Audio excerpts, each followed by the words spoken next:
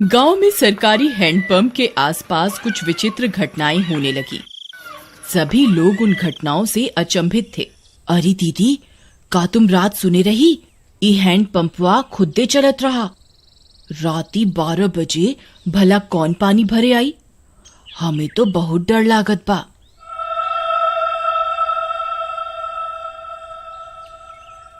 हाँ रानी, हम सुने रही। हमार रिंकिया के पापा तक कहत रही कि हम जाके देखा। हम उनके रोक लिहिस। कौन जाने का बला हुई। फिर उसी रात फिर से 12 बजते ही वह हैंडपंप खुद से चलने लगा।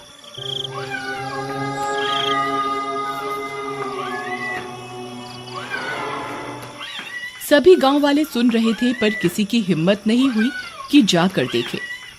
फिर सुबह होने पर, अरे मीना दीदी, चला हो हैंडपंपवा पर पानी भरे के, हमें अकेले जाते डर लागत बा। फिर वे दोनों हैंडपंप पर जाती हैं। वहां पहुंचकर उनकी आंख फटी की फटी रह जाती है। वहां किसी के पैर का निशान होता है जो इंसानी पैर से दुगने साइज का होता है। ई देखा हो रानी, हम कहत रहे ना कुछ गड़बड़ जरूर बा। ई देखा, भला किस इंसान के इतना बड़ पैर हुई। तभी वहां पिंकी आ जाती है। अरे दीदी, क्या हुआ? आप दोनों इतनी परेशान क्यों हैं? ई देखो बहन, इतना बड़का पैर। लागत है कौनो शैतान ई हैंडपंपवा पे आया रहा। कम ऑन दीदी, कोई प्रैंक कर रहा होगा। हमारी सिटी में तो ऐसे बहुत करा जाता है। अरे आप शहर से आई रही पिंकी बहन, आप ये सब ना समझी। फिर रात होने पर हैंडपंप फिर खुद से चलने लगता है।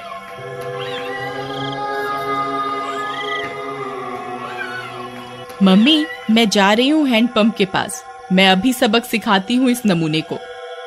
फिर जैसे ही पिंकी वहां पहुंचती है, वह दंग रह जाती है। वहां 2 सिर की एक चुड़ैल हैंडपंप चला रही होती है। पिंकी के पसीने छूट जाते हैं। आ गई? बहुत इंतजार कराया तुम गांव वालों ने। 2 दिन से कोई खोपड़ी खाने को नहीं मिली।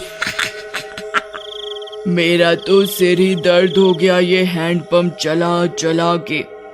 कितने दिनों में एक शिकार आया है। पिंकी हाथ जोड़कर अपने घुटनों पर बैठ जाती है। चुड़ैल जी, आई एम सो सॉरी। मुझे लगा कोई गांव वालों से प्रैंक कर रहा है। मुझे माफ कर दो चुड़ैल जी। मैं तो पास के शहर में पढ़ती हूँ, इस गांव में घूमने आई हूँ। पर चुड़ैल उसकी विनती नहीं सुनती और उसकी खोपड़ी खा जाती है। फिर अगली सुबह, अरे मीना बहन, देखत हो, आज तो यहाँ खून भी पड़ा बा। कौनो अनहोनी हो गई लागत बा। तभी पिंकी की माँ वहां आ जाती है। अरे कल रात से मेरी पिंकी घर नहीं आई।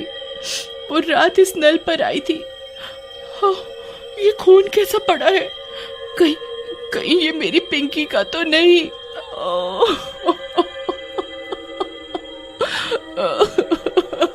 अरे भौजाई, हम उसे कल ही कहे रहे कि ज्यादा लेक्चर का झाड़ो। लगता है उसके साथ कुछ गलत हुई गवा। थोड़ी देर में झाड़ियों में उन्हें पिंकी की सिर कटी लाश दिखती है।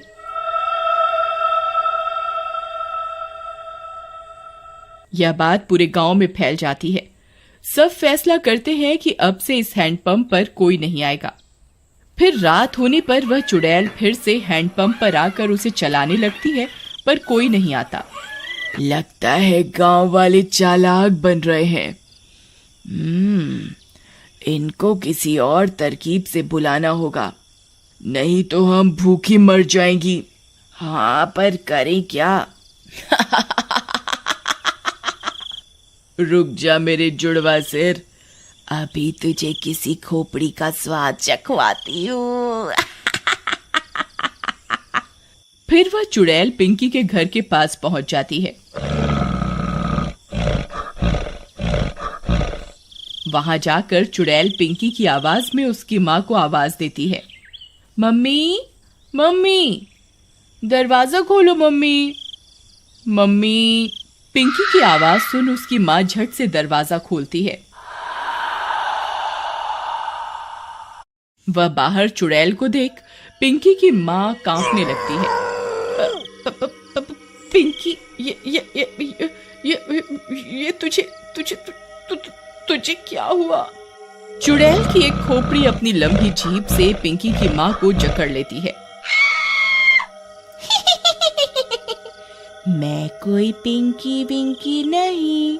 तेरी पिंकी तो कब की हजम भी हो गई होगी। अब तू मेरा खाना बनेगी मूर्ख औरत। फिर चुड़ैल उसकी खोपड़ी काट कर निकाल लेती है और उसे खा जाती है।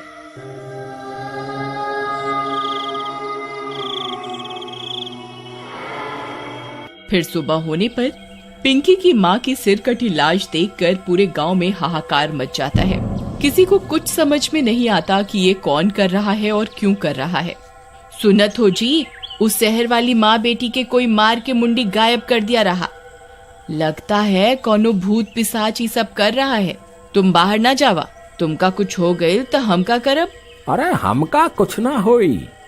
हम जात रहे वो हैंड पंपवा के आसपास सीसीटीवी कैमरा लगाई खातिर, हाँ, ताकि देख सकें आखिर मामला का बा। फिर वह गांव की कई दीवारों पर सीसीटीवी कैमरा लगा देता है। रात होने पर वह चुड़ैल वापस आती है। वह थोड़ी देर हैंडपंप चलाती है पर कोई नहीं आता। वह गांव में पिंकी और उसकी माँ की आवाज निकालकर सबको बुलाती है पर कोई नहीं आता। लगता है गांव वाले बहुत होशियार हो गए हैं, कुछ करना पड़ेगा। हाँ, कुछ तरकीब सोचो, नहीं तो अगर हम 2 दिन भूखी रही तो मर जाएंगी। गांव वाले हैंडपंप से पानी नहीं भर रहे पर कुएं से तो भर रहे हैं। हम चलकर कुएं में बैठ जाती हैं। जैसे ही कोई आएगा तुम अपनी लंबी जीभ से उसे अंदर खींच लेना, फिर हम उसे खा जाएंगी। हाँ, सही कहती हो। फिर वह चुड़ैल कुएं में जाकर छिप जाती है। सुबह होने पर, अरे सुबह सुबह कहाँ जावत बा? रात तू शैतानी शक्ति सारे गांव में घूम रही। अरे तू डरा ना हमार राजकुमारी, हमका कछु ना हुई। हाँ, हम जाए रहे सीसीटीवी कैमरा से रिकॉर्डिंग ले खातिर। हाँ, अच्छा जावत ही हो तो मटका में पानी भर लावा कुआं से। फिर रानी का पति मटका लेकर निकल जाता है। अरे पहले रिकॉर्डिंग निकाला कि कुएं पे जावा? चलो पहले कुएं पे चलते हैं, नहीं तो वहां भीड़ हो जाए। फिर वह कुएं पर जाता है। जैसे ही वह कुएं में अपना घड़ा डालता है, चुड़ैल का सिर अपनी जीभ से लपेट कर उसे अंदर खींच लेता है। वह कुछ बोल भी नहीं पाता और चुड़ैल उसकी खोपड़ी खा जाती है।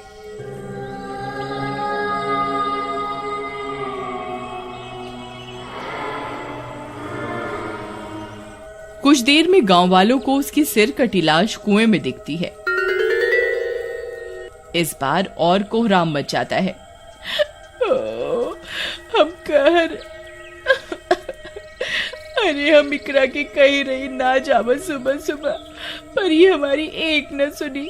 हम तो लुट गईली, बर्बाद हो गईली। हे राम।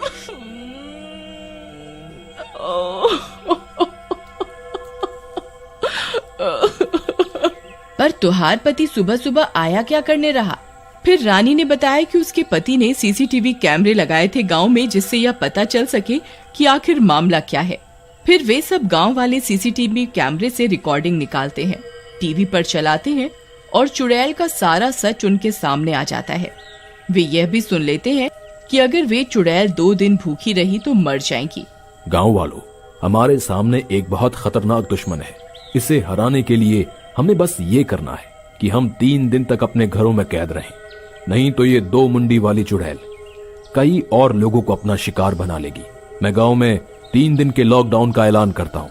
लॉकडाउन होने के बाद वे चुड़ैल 2 दिन तक गांव में आई अपना शिकार पकड़ने के लिए। उन्होंने कई तरकीबें लगाई पर कोई अपने घर से बाहर नहीं आया और वे दोनों चुड़ैल मर गईं।